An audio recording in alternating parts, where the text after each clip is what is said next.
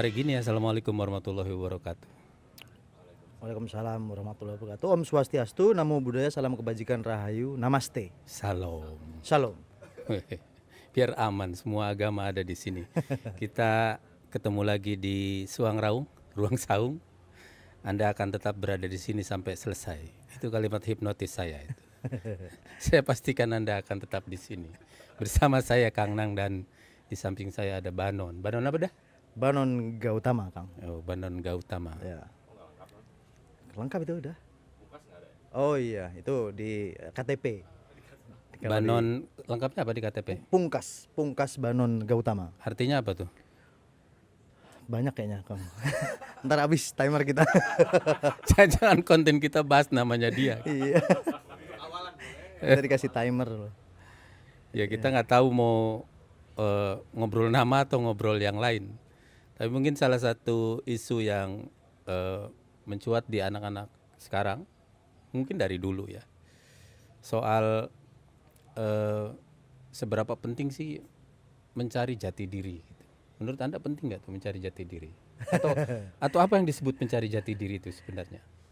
Wow. Enggak. Anda nggak nyangka kan saya mau nanya Oh itu? iya. Tadi kan bukan Kayaknya itu Anda udah rencananya ya? nyimpen dari Enggak. tadi. Enggak, ini pas saya duduk saya mikir. Iya, mencari jati diri. Apakah Anda sudah menemukannya, Kang? Itu pertanyaan saya juga. Makanya pertanyaannya, menurut Anda penting nggak mencari jati diri itu? Sebetulnya antara penting dan nggak penting sebetulnya. Tadi kita kan ngobrolin ada anak-anak dari kampung mau kuliah gitu. Kan Anda memberi nasihat. Coba temukan apa diri Anda, passion Anda gitu-gitu ya.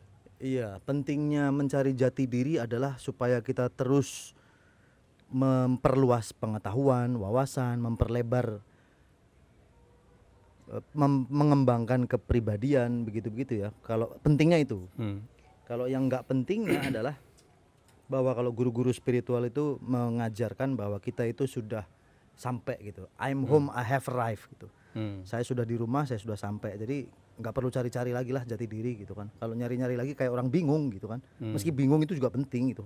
Bingung adalah awal dari tahap awal investigasi kan. Oh iya.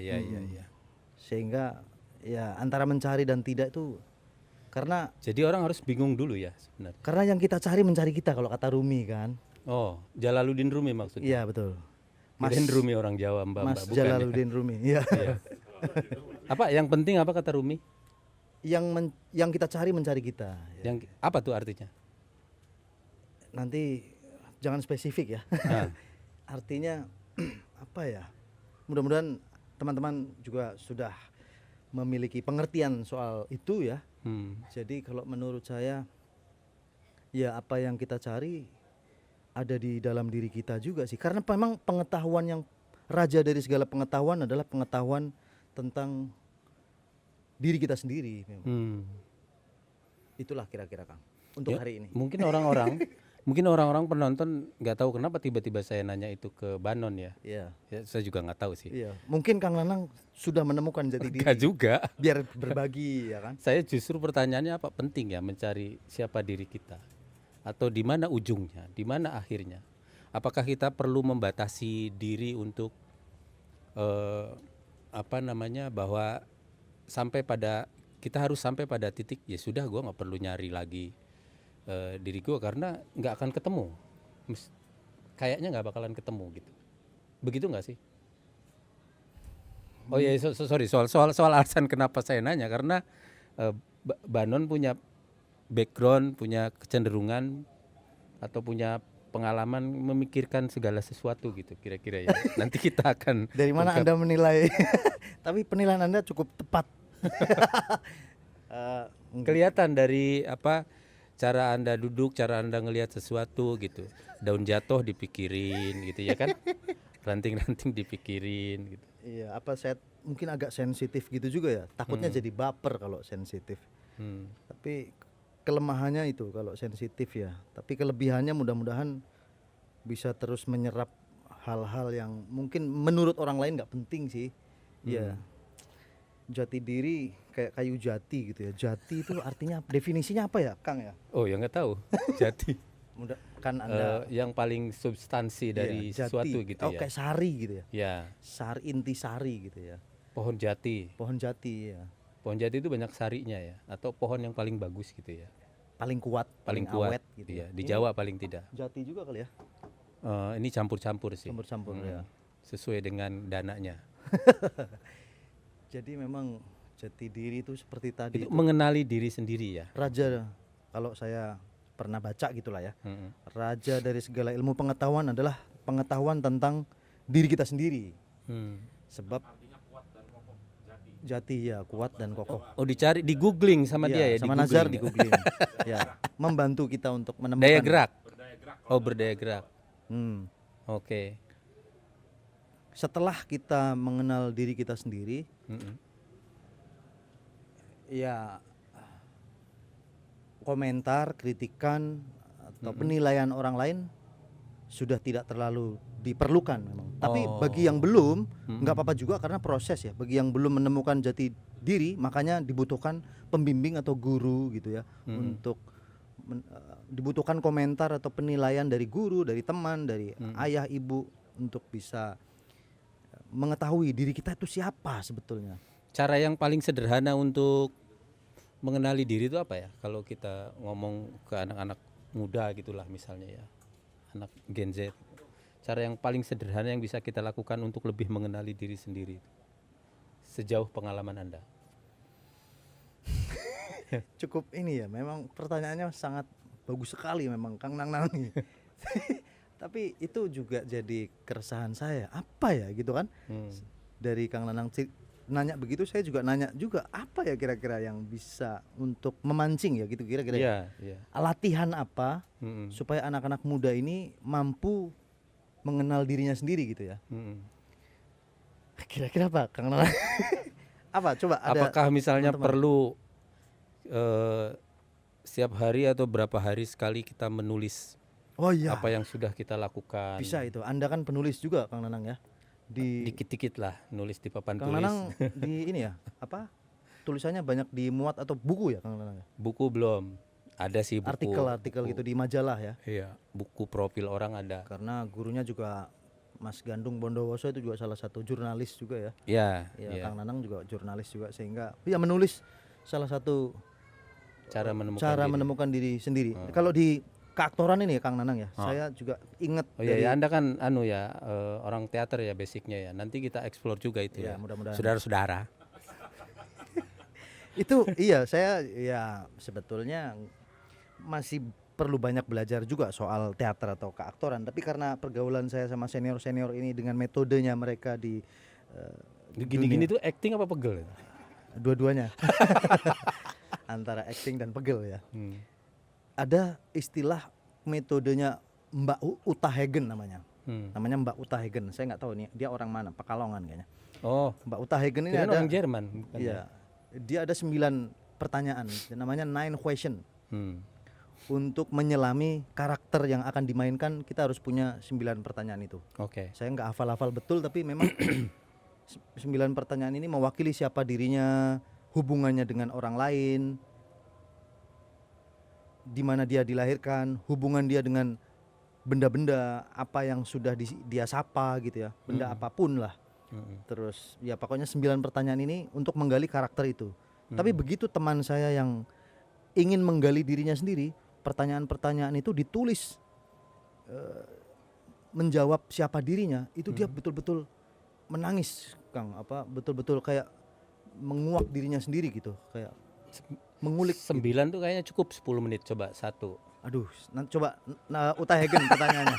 saya lupa ingat. Uta Hagen 9 question. Anda dengar suara azan nggak? Itu nggak langsung itu back sound. Enggak kedengeran. Oh, nggak kedengeran. Saya dengar Kang. Oh, denger ya. Saya dengar. Anda dengar? Enggak, karena itu di editingnya soalnya ada azan. Oh enggak ya, saya lanjut. Ya, 9 question apa Dul? 9 question. Ya, siapa saya? Who am I? Who am I? Siapa saya tuh bisa banyak banget, dari masa kecil, dari dan seterusnya lah. Pokoknya siapa saya itu yang paling buruk sampai yang paling bagus, yang kekurangannya, kelebihannya ditulis semuanya, tanggal lahir, aslinya dan seterusnya. Terus apa lagi yang kedua? Kapan? Kapan ya? Kapan? Jam berapa sekarang? Iya, jam berapa sekarang? What time is it itu ya untuk menggali dirinya itu cukup bagus itu kalau buat diaplikasikan. Ada di ke anak-anak. waktu apa gitu kali maksudnya ya? Iya. Ada di zaman apa? Ada dalam situasi apa? Lagi ngapain dia pas pada saat itu mungkin, atau era-era emas dia atau era kegagalan dia gitu. Apalagi yang ketiga? Ya, di mana? Ya, di mana dilahirkan mungkin, di mana hubungan-hubungan dia gitu. Oke. Keempat? Ya. Siapa what aja surround me. yang berhubungan dia dengan dia gitu, what surrounds. Pohon-pohon. Iya, pohon-pohon, motor atau pulpen apapun lah. Montir Kadang-kadang dong kalau di ada orang sekitarnya yang motor. berhubungan dengan yang berhubungan dengan gitar, misalkan gitarnya hilang aja bisa gila gitu kan. Ada padahal gitar itu bukan orang tuanya dia ya. Itu kan bisa jadi hubungan Ya, karakter karena yang belum lunas misalnya ya. ya, misalnya itu. Bisa Ikan. jadi. Ya, oke. Terus Apa lagi? Dulu what surrounds me.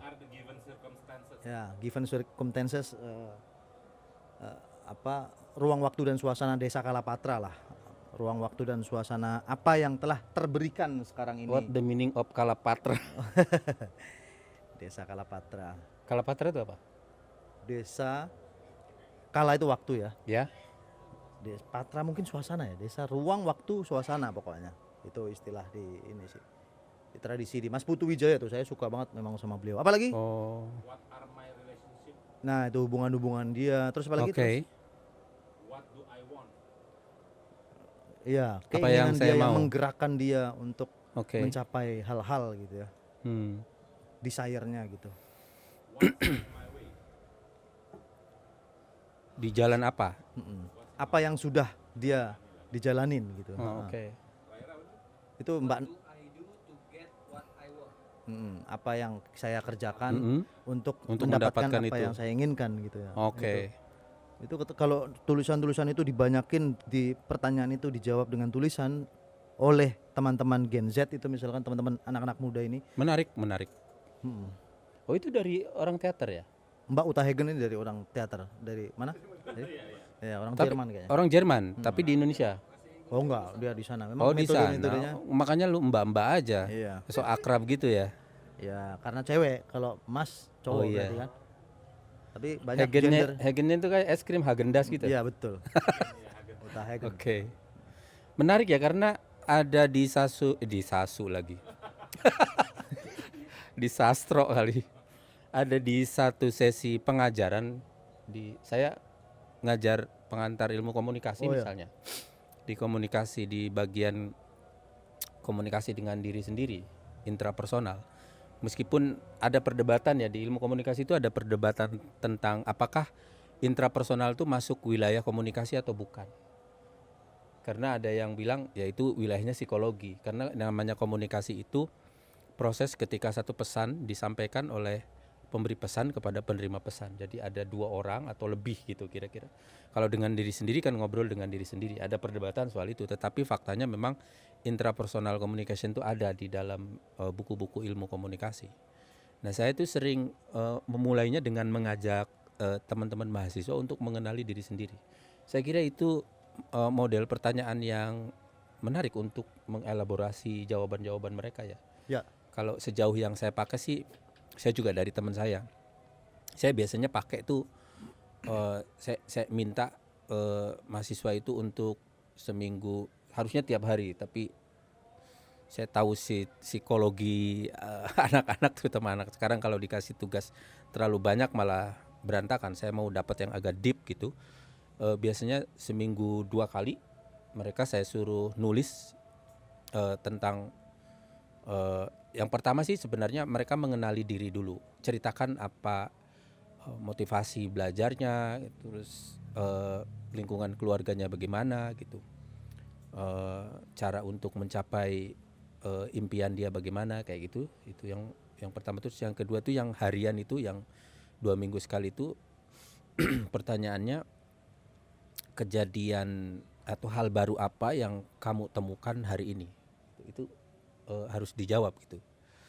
Lalu kemudian kepada siapa kamu ingin berterima kasih terkait dengan hal baru tersebut.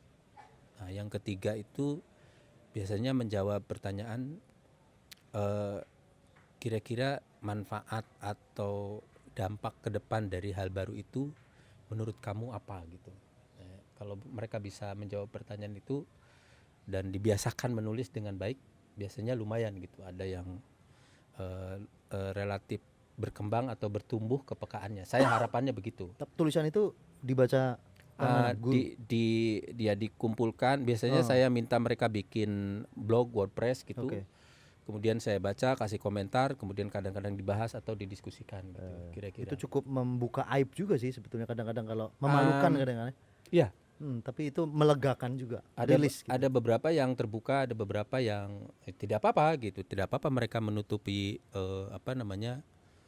ininya ya, menutupi kisahnya. Tetapi beberapa kebanyakan sih. Biasanya pertanyaannya itu pertanyaan yang mereka ajukan itu biasanya, bagaimana kalau kita tidak menemukan hal baru gitu. Pertanyaan standar. Saya selalu bilang pasti ada dalam satu hari. Dalam satu hari itu.